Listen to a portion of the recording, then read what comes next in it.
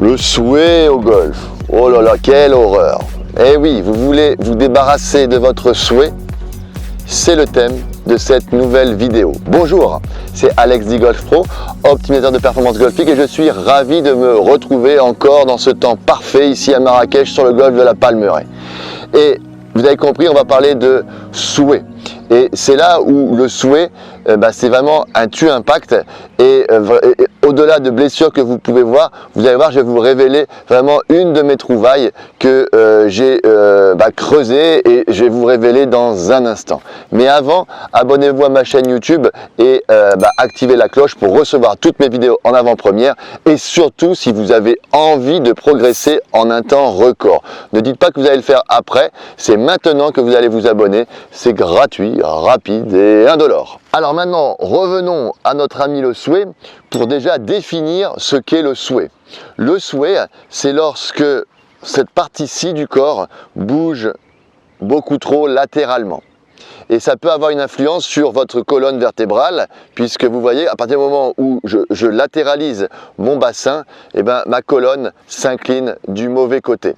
Alors que beaucoup de fois, les gens me disent le souhait, c'est quand je me décale énormément à droite. Non, ça c'est un transfert excessif du haut du corps dans le backswing, à ne pas confondre avec une latéralisation excessive de votre hanche, comme je viens de vous illustrer. Donc maintenant qu'on a vu le souhait, on va voir deux causes principales qui vous causent le souhait et surtout que vous allez pouvoir utiliser pour corriger. Et la première chose déjà pour commencer, c'est d'apprendre à tourner. Parce qu'il est clair que quand vous faites du souhait, donc vous bougez latéralement, votre corps tourne mal. Et c'est là où vous devez savoir ce qui doit commencer dans votre corps. Est-ce que c'est cette partie-ci pour tourner ou est-ce que c'est cette partie-là? Et c'est là où vous devez comprendre que votre corps fonctionne d'une certaine façon et peut-être différemment des autres golfeurs. Et c'est là où vous devez trouver votre propre centre de rotation, on appelle ça également le point mobile, pour pouvoir commencer à démarrer et c'est là où vous devez déterminer votre point mobile. Si vous n'avez pas encore, si vous connaissez pas encore votre biomécanique ou si vous connaissez pas les paramètres de personnalisation, parce que vous savez que maintenant que c'est vraiment mon dada la personnalisation, et je vous invite à faire une petite vidéo, une petite formation avec quelques vidéos pour parfaire et vous initier aux différents paramètres de votre biomécanique. Si vous êtes intéressé, cliquez soit ci-dessus, soit ci-dessous. Maintenant, revenons donc à notre problème de souhait. Hop. Et c'est là où, à partir du moment où vous savez quelle partie du corps doit tourner, pour ma part c'est celle-ci, vous allez pouvoir, tourner cette partie-ci. À partir du moment où vous avez tourné cette partie-ci, vous avez, entre guillemets, éradiqué votre souhait. Ça, c'est en théorie.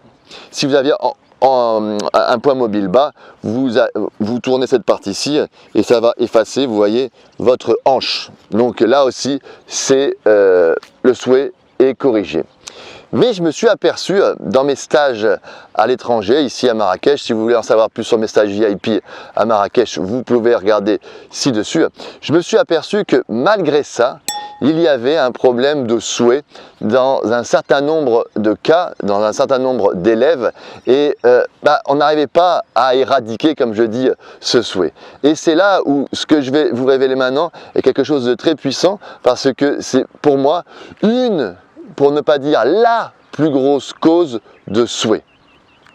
Et c'est là où, si vous voulez éradiquer votre souhait, vous devez comprendre et vous devez connaître votre jambe pivot. Je vous rappelle que la jambe pivot, c'est l'axe autour duquel vous devez développer votre backswing et c'est l'axe autour duquel, soit la jambe avant, soit la jambe arrière, vous devez donc simplifier votre backswing pour ne pas avoir de transfert de poids. Et c'est là où, si je prends par exemple Henrik Stenson, vous voyez sur ce ralenti que, déjà, regardons Henrik Stenson.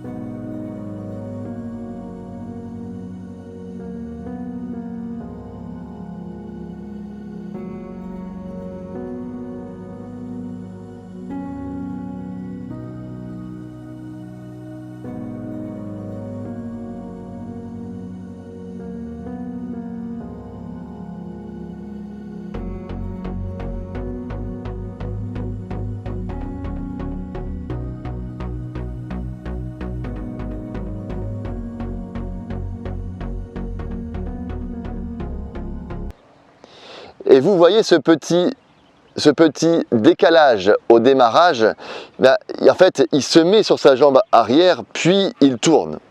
D'accord? En clair, il va d'abord chercher sa jambe pivot arrière, puis il tourne.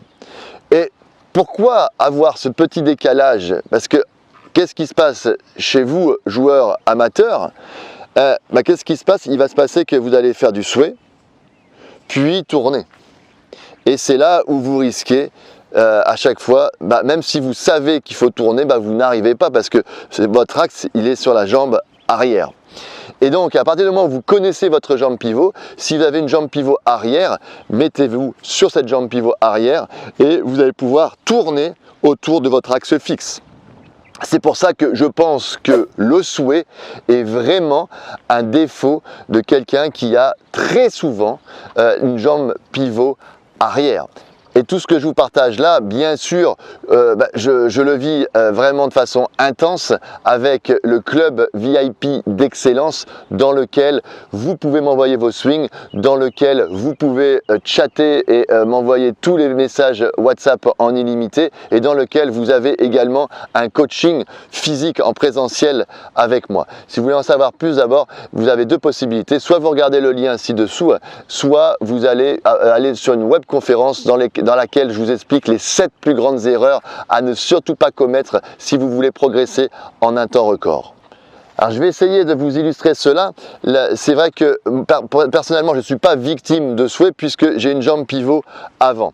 Mais on va dire que j'ai une jambe pivot arrière, même si c'est pas... je vais me mettre légèrement ici, hop, et à partir du moment où maintenant je sais qu'il faut tourner mon point mobile, la musique devient beaucoup plus facile. Hop.